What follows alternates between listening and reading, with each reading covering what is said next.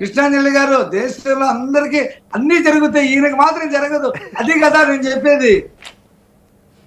మరి ఇప్పుడు ప్రసాద్ గారు, రఫీ గారు బాధ తెచ్చండి బాబు. మీరు రఫీ గారు మీరు కడిగిన ముచ్చులా రావాలని చూస్తే ఈ వస్తారు కేసు జరగదు. వస్తే జాయిన్ అవుదాం అనుకుంటున్నారు ఈ పార్టీలో. కాదండి, కడిగిన ముచ్చేలాగా వస్తే అప్పుడు వైసీపీలోకి వెళ్దాం అనుకుంటారు మీరు. ప్రసాద్ గారు అర్జెంట్ గా జగన్మోహన్ రెడ్డి గారు శిక్ష ఇప్పించేసి లోపల పెట్టించేసి జరగదయ్యా. రఫీ గారి కోరిక తీర్చండి. జరగదు, అది జరగదు, అసలు ఏమీ జరగదు.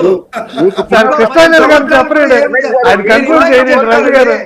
రవి గారు ఒక నిమిషం ఉండండి, మీరు మాటికి యాడ్ చేసేస్తున్నారు. చెప్పండి కృష్ణాంజలి గారు, కన్క్లూడ్ చేయండి. సంవత్సరాలు కూడా జరగదని చెప్తున్నాను కృష్ణాంజలి గారు. ఆయన నిరుత్సాహాలు ఉన్నారు, నాకు అర్థమైందిలేండి. చెప్పండి కృష్ణాంజలి గారు. ఇప్పుడు మన వ్యవస్థలో కోర్టుల మీద, న్యాయ వ్యవస్థ మీద, లేకపోతే మన పాలకుల మీద వీళ్ళు ఇప్పుడు వీళ్ళ పరిపాలన చేస్తున్నారండి. ఇప్పుడు రఫీ గారు తెలుగుదేశం, జనసేన, బీజేపీ కూటమి ప్రభుత్వ అధికార ప్రతినిధిగా ఆయన పార్టీ తరపున, తెలుగుదేశం పార్టీ తరపున వచ్చారు. ఈ ప్రభుత్వంలో పేదలకు అసలుకి న్యాయమే జరగదు అని ఇప్పుడు ఆయన రమేష్ గారికి అరిశారు అనుకోండి, ఏం చెప్తాడు రఫీ గారు? న్యాయం జరిగిద్ది అని చెప్తాడు, అంతే కదా.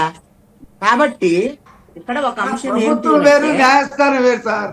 ప్రభుత్వాల గురించి చెప్పట్లా, న్యాయస్థానాల్లో జగన్మోహన్ రెడ్డి ఆయన అనేది ఏంటంటే సార్, మీరిద్దరు కాంట్రాడిక్టరీ స్టేట్మెంట్స్ ఇచ్చుకుంటారు కదా అనేది ఆయన ఉద్దేశం.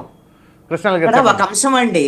ఇప్పుడు ప్రభుత్వాల వైపు నుంచి అయితే ఏ విధంగా అయితే పాలన కొనసాగేటువంటి ప్రభుత్వంలో అంతర్భాగమే న్యాయ వ్యవస్థ కూడా. మన ప్రజాస్వామ్యంలో పూర్తిగా చెప్పండి సార్ అని చెప్పేదాకా వినండి. ఇప్పుడు మన రాజ్యాంగం ప్రకారంగా ప్రజాస్వామ్యంలో 4 వ్యవస్థలు అందరికి తెలిసినటువంటియే కదా. మీ పాలన ఎలాగో, చట్టసభలు ఎలాగో, అదే విధంగా కార్యనిర్వాహక వ్యవస్థ ఎలాగో, జ్యుడిషియరీ కూడా అలాగనే ఒక వ్యవస్థ. దానికి దీనికి ఇంటర్లింక్ అయినటువంటి పరిస్థితులు కూడా ఉన్నాయి.